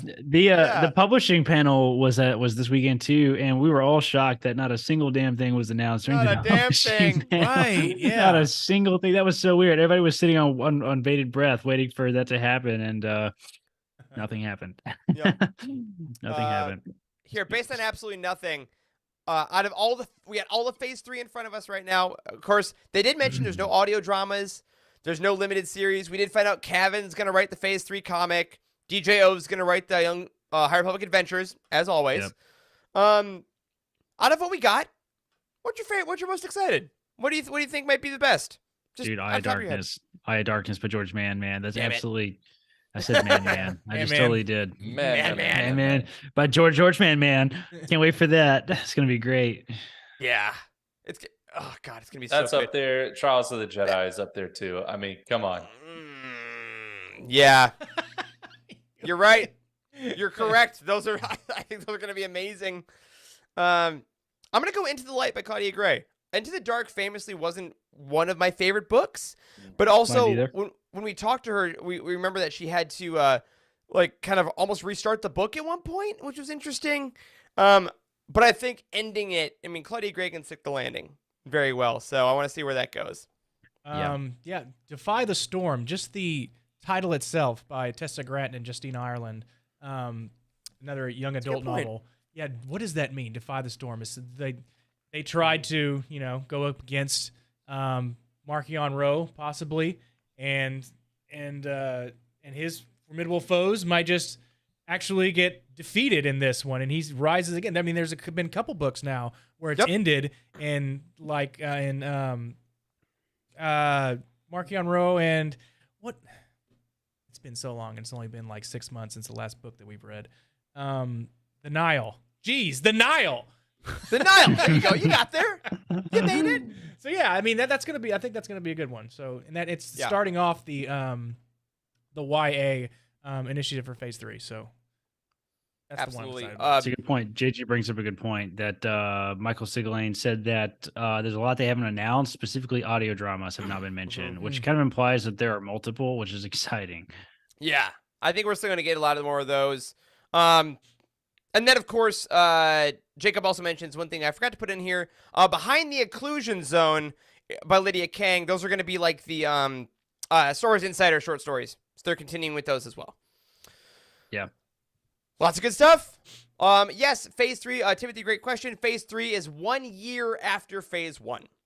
So a full year has passed. The Nile have basically won, and here we are. So we'll find out how that goes.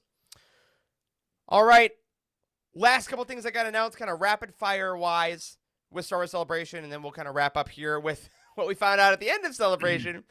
Bad Batch 3 was announced, and it's we forgot. I'm sorry to interrupt. We forgot the award. Yes. Okay, Corey, tell us the story. We Oz on the team. I'm going to throw him under the bus hard. Oz on the team had the brilliant idea to create some awards last minute and get them printed professionally for Kevin and Charles to give them a celebration for the top 2 places in the Book Madness. And we noticed at the very last minute in the photo that we handed him the thing, it was pointed out that there's a typo on the award. So right now we are 2 for 2 with giving an award to Kevin Scott and screwing it up somehow. Whoa, hold on, Corey. I think. Okay, never mind. Probably someone said your mic was muted. Oh, yeah, I see that. That's weird. Anyway, you're good. I heard you on the same. Yeah, so we're 2 for 2 with screwing up with authors. Sorry. Nice job, Oz. We try so There's hard. always next year. We do. We try so hard. We try so hard, and we still somehow mess it up somehow. We stumble So over. it's fine. Someone said though that certificate would be worth more because of It's a the mistake. typo. I think it was Jacob maybe. Yeah. I think it's essentially just becoming a running joke that every single time we give Kevin an award, because to be honest, we're gonna probably keep giving him awards. Yeah, he's We're gonna have to doing just good stuff. screw something up, or the next like really nice award we give him like a trophy or a statue. We need to just like smash it up with a hammer and just mail him like a bag of like powder and tiny little rocks and stuff. And here's your award. Let's not mail him a bag of powder. Let's not do that. Yeah, that's true. That's true. That'd be bad for customs. Oh man. All right, last couple announcements I want to go through briefly here because we didn't get a ton of them. We got the panels though. Bad Batch season 3 announced as the final season. That feels right. I feel like the end of season 2 set it up for a really, really good, solid ending. Right? I mean, this kind of seems where we're going here. I'm excited about it. Apparently, there was a little bit of footage shown. Omega had a new haircut, and it looks like there might be a little bit of a time jump. There's a lot of Mount Tantus stuff. I mean, that sounds great.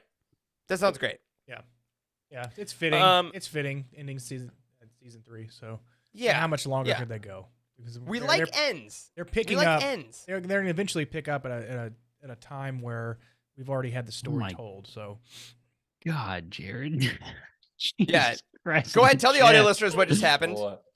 Oh man, Stephen Kent said Troby with the melted arm or something, and Jared said the loaded Great Strom Award. Holy shit, Or it's all Oh. dust. that's rough, dude. Ugh. A hush. All right, All right. 2 more It's in like announcements that we got Corn for, husk. for new projects. I'm also ready for Bad Batch to end. Let's is what I was gonna add to that. Oh. Yeah. We In a didn't good say way. that. In a good way. In a good way. In a good way. Yeah. Yeah. Is this the last animation that we're ever gonna get from this studio and this animation style and all this stuff? I You don't think think so. ever? No, because we're getting another one. I think in the next announcement, Tales of the Jedi season 2. Got That's announced. exciting. That is very Okay, that's- exciting maybe because that one's, those I guess, were technically. so good. Yes. The Dooku stuff. Oh my god. That's different animation though, slightly, isn't it? Then It's slightly different. I mean, yeah, I was gonna they're- say they're it's slightly different. Slightly, but still similar. Like the Ahsoka episodes were very Clone Wars-esque. Yeah, Yeah. yeah, that's true. So it depends. I think that, but so you're asking. Obviously, Tales of the Jedi. Cannot wait. So excited. That was But no fun. for Bad Batch, are you saying like, is there going to be obviously Bad Batch kind of Mm-hmm. replaced Clone Wars? Do you think there's going to be another? Yeah, something Want to take else its place? using that. Because like, how do Ooh, they I do don't this know. animation? It's like, is it like a game engine? You know, like what's it like Unreal Engine 4 or Unreal. whatever? Is that how they do it? Like, I imagine it has Bring something to do with someone it, on right? the show sometime to talk us through that. Yeah. We do have to figure that out. Like Yeah, they've, exactly. they've had the Clone Wars and the Bad Batch using kind of that same animation style, and then Yeah, Rebels was done in a different animation It style. was different. Right. So if you're getting into that era, do you keep it congruent and move to that Rebels Yeah. animation style? That would be Keep cool. it that Yeah, way. I don't Great know. question. Yeah. Just because the animation has gotten so damn good. I feel Yeah. bad. Yeah. I don't want to leave it behind at this point. Like because like if I don't want to start over again. Rebel season Yeah. 1 looked not great. Like the animation was kind of bad. I didn't like it. Right. Well, like, on, it looked- on StarWars.com, the wording was interesting because in the press release, they said it will be the final season as Lucasfilm finishes telling this part of the story. That could mean this interesting. part of Star Wars. It could also mean, again, they have something else coming down the pipe. I do want to ask you guys, though, about Tales of the Jedi specifically, because Charles, I agree, the Dooku stuff was especially amazing. We never expected it. If they do all new Jedi, because they didn't confirm it was going to be Ahsoka or not, or Dooku again, what have you, what two Jedi do you want? You can Quinlan have your Voss. druthers. Quinlan Voss? Cypher Great Diaz. pick. That Cypher Diaz. stupid question. Of course. Jesus. Of course. Always Yeah. self ideas. Oh man. Kiadi this is- Mundi. Give me this is tough. some Kiadi, man. Him and his like 37 wives. But like Living a in younger. Can you Utah. animate that? I want like a younger Kiadi where he still has more than just his little ponytail. You Is know? it I Tales want of him the to have Jedi? a hairline like That'd be good. Yeah, that's fair. That's It fair. has a hairline. Does it all have to be? All the Tales of the Jedi are all from like the similar. It's all like prequels era storytelling, I So guess, far. isn't it? Right? I don't think I remember So anything far. else outside of that. Right? Yeah. Okay. I mean, I think they could also do like it would be kind of cliche, but I mean, Yoda, Obi-Wan. Yeah. I mean, Yeah. I think that's do kind some Luke. What if they did Luke? That'd be sick. of Yeah. Hey, That that's a good I was gonna idea. Yeah. I was going to say, can we go forward? Because I would love to Yeah. get young Luke on some Luke kind would of be Jedi cool. adventure. Oh, or Luke! Outside of Finn. comic, Finn when he was in the First Order. Dude, yeah. That would might be good. awesome. Oh my God! That would Use be- that. Use Tales of the Jedi to, To get him reintroduce back Finn in? training to go into the 2025 movie where he's a badass. Why not? Who says no? Other than the executives that have to pay for it. Yeah. So that's exciting. Again, no other details other than it's happening because this actually got announced in the Clone Wars 15th anniversary panel, so it was kind of a side mention. But last thing we got, this was today. Visions Season 2, which got promoted to the celebration stage. This was on the biggest They stage did. this year. This amazing poster that's on screen right now, and y'all, I'm gonna say it, probably my favorite trailer of the weekend. It was Um, so hella good. It was so This good. looked spectacular. Yes. I did not realize that Visions was this popular though. Me Like, neither. I wonder if it has that. I wonder if it fills that sort of like niche content of like one of those things that little kids just really love and they want to watch over and over again. So the parents just like turn it on. You know what I mean? Maybe. like because they're all these one standalone thing and they can just watch it. I don't know. Like Also, what was that really, really good one with what was her name? L or Y or the Jedi with the yellow saber? don't know. Village Bride was that? Village that one? Bride. Yeah, Charles. Yeah, that was great. Like, there's some really good stuff. And some of the animation in this new trailer, if y'all haven't seen it, it's on Star Wars YouTube channel. Go watch it right now. My God, the amount of skill in this animation, because it's all new studios and they're all over the world. Alex Damon did a really good discussion about the panel itself. And it said all the filmmakers got really emotional about what they did. Like, there were filmmakers from India, and they made an Indian Inquisitor. And all about that stuff. There was like South African people. There was people from all over the world just kind of doing their own stuff. There's a Wallace and Gromit style. Yep, the Aardman Studios people that made Wallace and Gromit did one. And there was one in here. Yeah, there was one called Sith. Yeah, I loved that. Apparently, people got to watch that whole thing. And as JG said, the lightsabers in the beginning looked like electric or like paint, like They very did. into the Spider-Verse esque. Yeah, looked fantastic. And Stephen Kent in the chat saying, what if Celebration, the next one, which we'll talk about in a second, would have a Vision Season 3? And they just keep making these things because you're never going to run out of studios. Do it. It's You know? I watched this panel, and every one of the, not every one specifically, but they're all vastly different from each other, and they're all like telling a story that is driven through kind of their culture. But like there is a kids version of a short story here, and there's like a super dark like anime version. I'm just like, Sure. I mean, the spectrum is so wide that they're given the opportunity to do this, and they see that. I mean, this is a launching point for them. You can get a book out of it. You can get even longer short stories. You can probably get some kind of a TV series if you wanted to. But Let's get another book. That'd be great. I know. It looks like higher budget too. Do you guys notice that? I don't know. Just in general, the entire production value just looks significantly greater for some reason. And maybe that's just the studios. Maybe like, again, animation is such an interesting thing. It's so less 1-to-1 than live action. You know, like I wonder how some this folks worked. I wonder if they like know. reach. So initially they said they reached out to all these studios. I wonder if like after the success the first time, all these animation studios were like, "Hey, we want to do it. Let us in." Like That'd be cool. Like and there was a bidding war, and they all had to like submit their budget. That'd be rad. Well, and this one I That'd also be like. rad. They released the full cast list, and there's some people that are new to Star Wars, like Daveed Diggs of Hamilton fame is going to voice a character, and coming back as his old character is Dennis Lawson as Wedge Antilles in one of these that was shorts. we're wild. hearing that. Yes, that's awesome. Yeah, I saw that. Too. That was Shocked. wild. Blown away. Yeah, big He fan. was he was interviewed on the celebration stage, or not celebration stage. Yeah, celebration stage. He was interviewed. Yeah. I see him out there. And these come out May the 4th. There's less than a month till this comes out. So bravo to them for like showing literally nothing and then being like, by the way, it's out in a couple weeks. So enjoy. You know? Yeah, for So sure. May the 4th. Enjoy again. I think we'll probably do some episodes. I know last time we kind of broke them up into a couple episodes. I'd love to do that again because I think these just look really solid. So look forward to that. And then finally, last panel of the day is the recap panel. The kind of looking back. There's the great, really emotional. Here's all the cosplayers. Here's what Celebration was, and they revealed where the next Celebration is going to be. We found out in 2025, which we knew there's going to be nothing next year. 2025 Celebration is being held in Japan. And Tokyo.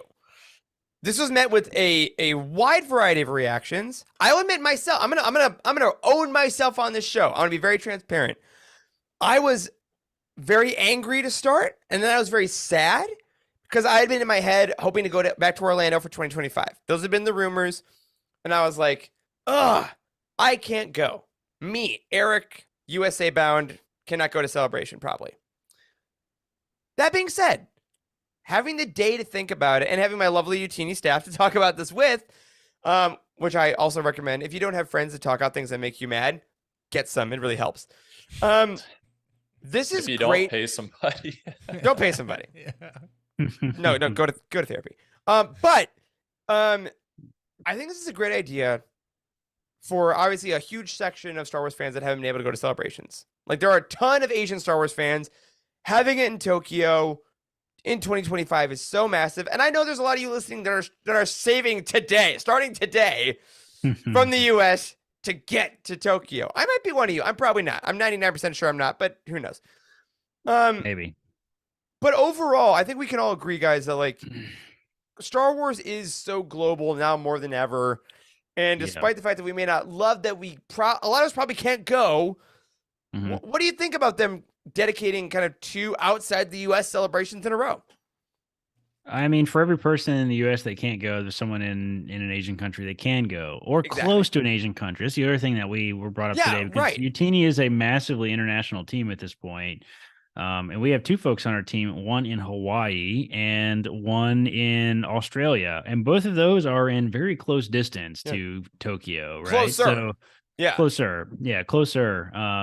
So for them to announce, it's in Indiana or something like that, or it's in Orlando, they have the same reaction that we had, right? Today of like, oh my God, there's no way I can afford that. It's going to be a $1,500 plane ticket. Like, that's just insane. There's no way. It's a 20-hour flight. Like, so I get it. My initial reaction too was also, damn, like Tokyo is gonna be really, really hard.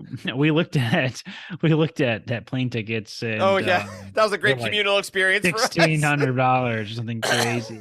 Like Patreon.com/Youtini. Patreon.com/Youtini. I know, seriously. That was the joke. So now we just have to make Youtini even more successful so we can all afford to go and just use company money, and I can write it off my personal tax returns. So, that'd be great if we can do that.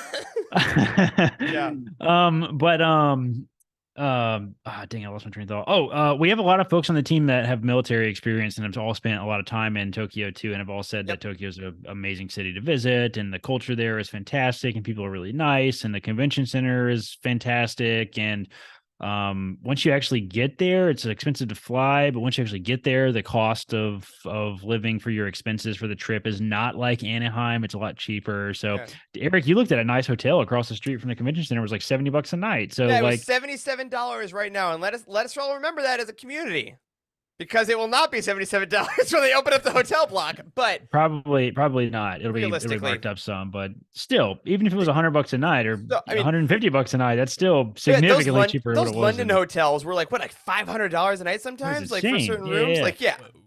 So it sucks. Yeah, it sucks that for some people, but I stumbled on a thread on Reddit today after the announcement. I actually went looking for it after they announced it to see what the reaction from folks were, and there was a ton of Asians that showed up in the thread. Just, oh my God, I cannot believe this is happening. Like, I've been wanting to go to a celebration since I was a kid, and like the last time they did it was 2008? 17 years ago. Yeah, so 2008 years ago. 2008. Yeah, isn't that crazy? So yeah. So to everyone that's now realizing you're able to go to your first Star Wars celebration, probably the year that a Star Wars film comes out. I mean this with no irony or anything behind it. Like, I'm thrilled for you. That's me too. So awesome. Me too. And I'll try to be there with you. I'm gonna try. Everybody deserves it. Yeah, probably not. I think it's great. I think to be honest, it might be a bad take, but I hope that they do this more, because the people that live in the United States, we are privileged to a point where we get things like this literally every year. And just because it's not Star Wars Celebration, we have other things we can do. We get access to so many things that other people don't get access to. I mean, if they held this in India, if they held this in, like, say somewhere in like in an African country or something, just so somebody can get access to this just once in their lives, it would just put some kind of point or some kind of memory that they can latch onto for the rest of their lives. That's awesome. And I mean, we're just talking about Visions. Yeah, like that's what Visions is. It's like, hey, Star Wars from all these African animation studios. Like, we can't laud that and then say, cool, you want to go to other countries where other Star Wars fans live and then get pissed about it. Like, we can be. We had a great point as we were talking about it as a staff today, where you can be sad that it's not coming by you, and I am. And that's valid. You can feel that, but you can also be so thrilled for these people that get to go to this thing for the first time. I know. And if you want to work that hard and get there, like it is possible. You know, things can happen. There's nothing like Star Wars Celebration. And I'll tell you what, ultimately, it also time. puts into perspective too that the next time it comes to the United States, like you better damn well bet that I'm going to be there because it's going to be a risk that this might be the last time for a decade. You know what I mean? Can I tell you something real quick that I realized? Sorry, Tyler, who used to be with us, and he's in our Discord now, pointed out. I don't know if you guys saw this. This means it is likely that the next celebration will be U.S. based because doing 2 outside the U.S. and then doing 1 U.S. is 99% guaranteed. That will be in 2027. Do you know what year that is, guys? That's the 50th anniversary of Star Wars. Holy shit! 50th anniversary! Oh my god! What if they hold it? Whoa, that's cool. in like a super exclusive place, like in Tunisia, in Antarctica, where Tatooine was. At the Celebration homestead. Tunisia. Holy shit, that would Tunisia. be perfect. They let us know ahead of time so we can save up a couple bucks every day for 4 years. Get there. Yeah. We have our But air conditioned realistically, bodysuits. That's probably where it's going. The 50th anniversary of Star Wars is probably going to be 2027. But all that being said, like the funny thing is, as we kind of wrap up our coverage here, everything we just talked about was with a slower publishing panel. We didn't really get movie details. Like, this is why Celebration's great, because we've been talking for almost 2 hours. Oh, and this is we all had such bad FOMO just watching it. We're just like, oh my god, yeah. Oh, why didn't we go? We have so much to talk about. I'm just like, I know we did. I mean, because Eric and I, we both had tickets, right? Wes, you didn't buy them. Yeah, we did. I did. Yep, I sold my tickets. Charles, I bought a house like a moron. No. I know, and you sold your tickets. Quite frankly, I'm not actually sure that I sold my tickets because You'll find out tomorrow in your PayPal account. Okay, all right, yeah, we'll see. I'm not really sure. I got conflicting email from Reed Pop, but What? I know, shocker, right? We had tickets and we had massive FOMO for sure. But I'll tell you what, the next time it's in the US, like we got to try to get every damn person on the Youtini team there. I mean, it's just it makes it so much special. I mean, we didn't realize what we had, like last year. We just didn't realize what we had, like that it was we didn't realize what we had this year because now it's even further away. It's like London, that's away. so far. Oh yeah, I know. Hold my beer. Listen, Celebration is supposed to be that? this really crazy magical thing, and it's crazy expensive trip. I mean, it can really be a once in a lifetime thing for a lot of people. I mean, that trip costs like $3,000-$4,000, right, to do that. Yeah. Like that's not a small amount of money for 2 people. Nope. So, that's it's a big deal to get to go. I'm really excited for some folks that don't really get a lot of attention in regards to the Star Wars stuff, like to get some. That's fantastic, and I hope I'm excited for everyone to get some. If you're getting some, I'm excited for you. I want you to know that. Straight from what? I knew that's where I was gonna go. I straight up knew that's where I was gonna go. Cut the feed. As soon as the words are out of my mouth, All right. So yeah, we're it's exciting, and I mean, again, we're gonna be talking about these things for a while now. I mean, all these projects now, as much crap as we've talked about Star Wars projects that have gotten canceled over time, Star Wars has now gone to all of us and said, "Hey, yo, here's what's coming. Buckle up, get excited," and we are. I think that this show has proven I'm very like excited. I'm very this excited. We weekend have so much to digest. gave us a jump. We this is the first time we changed our format a little bit on Living Force, and we haven't really had a lot of other content besides books and the shows to talk about on the show. And like, I am super stoked to really dive into like some speculation on what these films are going to be. Like, this is probably the most fun part about Star Wars, I think, is to talk about the films. They just feel different. We've said this 1,000 times. The movies just feel different. I don't know. They're bigger. The stakes are higher. The budgets are bigger. Like, there's more stuff to either make you really happy or really sad. Yeah, right. It's just different. It's a whole wild thing. And I'm going to say it right now. 2025, if the Star Wars movie comes out, if it's Daisy Ridley, if it's Dawn of the Jedi, if it's Filoniverse, Wes, we got to get you over to the cell so the 4 of us can go see a Star Wars movie together. All right. Sounds good. Also, before Wes is like, you're buying, right? Yeah. That was easier than it should have been. Patreon.com/Youtini. Speaking of which, as we get out of here, this rarely happens on the show live. We got a new patron as we're talking, guys. David Cross, new monthly patron. Nice. Hey. Thank you. Awesome. Thanks, David.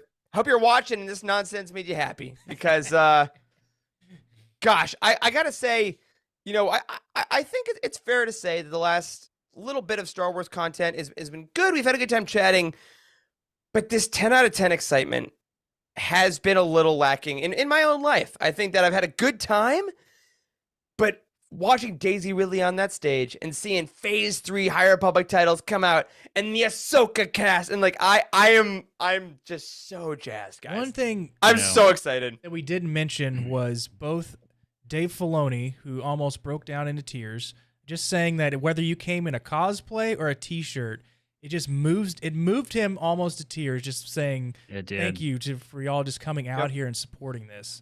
And then same with Hayden Christensen. Oh my god! It was short, it was sweet, but it was genuine, and it was such a good thing to see, especially for him, and hearing that from his mouth, saying that he appreciates that kind of stuff. I saw a lot of that It means online so much too. to him. Yeah.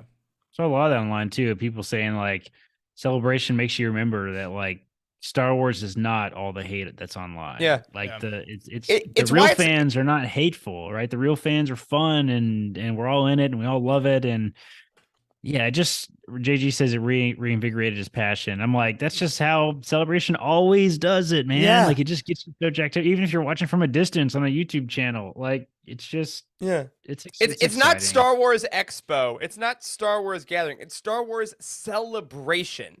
That's the word.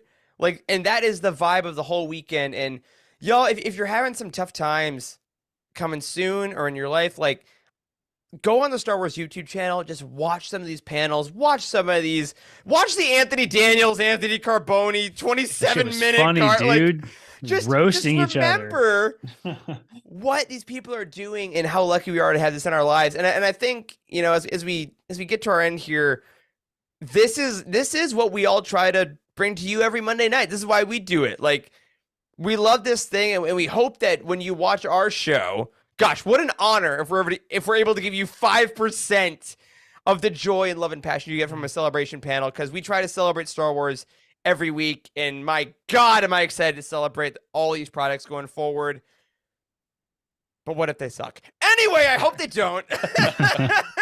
But yeah, quick shout out to Youtini team member Emma for typing her fingers to the bone to give our family and our members and everybody on the internet some access to the day one recaps and all the information that came out day one, day 2, day 3, day 4. That's linked in the description below. Those are her write-ups, and that's all from information from the whole team, people that were on the floor there at Celebration. So the whole Youtini team especially, thank you for putting that all together for everybody, because that helps quite a bit going through one source to find what's going on within Celebration. We'll do everything we can sure. for you. All right, guys, before I get out of here, let's do round robin one more time, fellas. Other than the movies, I'm going to take that out. What was the announcement or moment of Celebration that either got you most hyped or most emotional, the one that's going to carry you through the rest of your year? Charles, as an aged 30-year-old now, I'm going to go to you first. Yep. Obi-Wan Season 2. That's my answer. Which was set. We right. forgot. I mean, I know it wasn't exactly announced, but so like silent. I did see that, Ewan McGregor was like, "Hey, if Star Wars fans want more, I'm around." Yeah, he was I would love auditioning that. straight up. He I was would really love that. campaigning.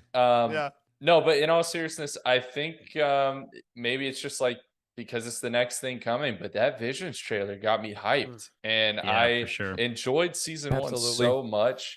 Of course, each one's very different. Some of them really resonated with me, some of them didn't. But Yep. I mean, it looks like the overall like tone of each one is going to be very different. Obviously, the animation style I think is going to be a ton of fun to talk through, though. So I'm really, really jazzed about that. Love that. Corey, what about you, man? Oh man, I mean, I think it goes without question. Even if you did take the films off the table, that just announcing big new films is like the biggest freaking thing that's happened in the last Easily. 5 years, without a Easily. doubt. I don't really think that there is just a really one moment that I'm most excited for, or one project I'm most excited for. I'm just happy to see that Star Wars is just super alive and well in general. Like the entire vibe from Celebration just really reignites a fire for those of us in this that like are content creators, and we get a lot of joy out of doing this. And lot of times it's a shitload of work and we hate it. But a lot of times like it is not that way, and it's really fun. And yeah, I don't know. It's just exciting to see the community come together for celebration. It's easy to get lost in the Sauce? negativity and the sauce. Lost in the for sauce. sure. Lost in the sauce for sure. Absolutely. Wes, what about you, buddy? Mine is the Ahsoka TV series, because she said, and he's here to come back and take over as heir to the Empire. And I was like, what? Incredible. The book that I had Badass. first read to I know. kick off my Star Wars love for like the whole franchise. I was just like, I Yep. can't believe she said it to begin. Yep. And I I mean, know. Thrawn live action. Come on, it's gonna be so good. Yeah. Huge for that. For me, it's a tie. I got anything Andor season 2, like seeing that cast Yeah, it was great. embrace the love for the show. Because I think we always hear like, oh, who's watching Andor? You know who's watching Andor? All 60,000 people in London. Like that was amazing to see them get that. But also, for me, the moment where we saw Jedi Master Vernestra Rowe in the Acolyte, Yeah, it that was wild. Can't believe that. like everything that we've been loving as book fans and as Star Wars fans is now being put on the big Validation. screen for everybody. Yeah.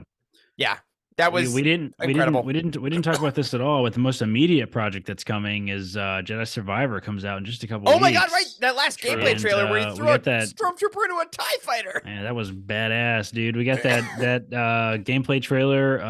Freaking actor that plays Cal Kestis gave his poncho to a couple cosplayers that were dressed as Cal and Yeah! Marin. That was the coolest shit I've ever seen. Like, Put him in Star Wars. Put him in a movie. Just do I it. know. Just He do it. tweeted. That guy tweeted that it smelled nice. That was really funny. Yep. That was Uh, it was good times, man, all around. Yeah. Also, if any of y'all listening or watching need validation, I did take the day off of work when Jedi Survivor is coming out. So feel free, do it. Join me. It's not dumb. You're allowed to. Who cares? What are you gonna do? It's a Friday. Corey, you should probably pre-order it. I hate pre-ordering games. I make an exception for Star Wars though. What Hey, date there we what date does go. it come out? Do you guys know off the top of your head? April 28th. 28th, yeah.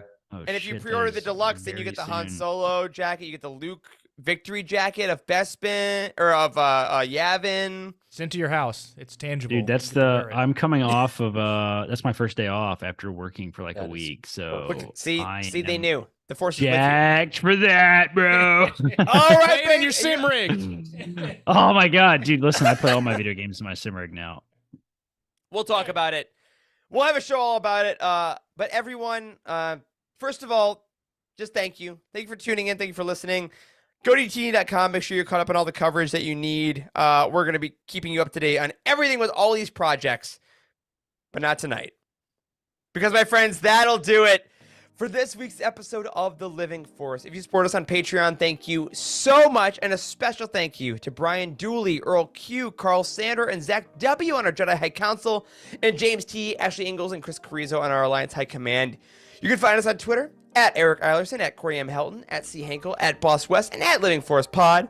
A special thank you to Matt Davenport, our amazing editor, Ryan, our graphic designer extraordinaire, and Wes, our producer and community manager. Thank you to Corey, Charles, and Wes for potting with me tonight. Thanks to all of you for hanging out and celebrating Star Wars. And as always, may the Force be with you.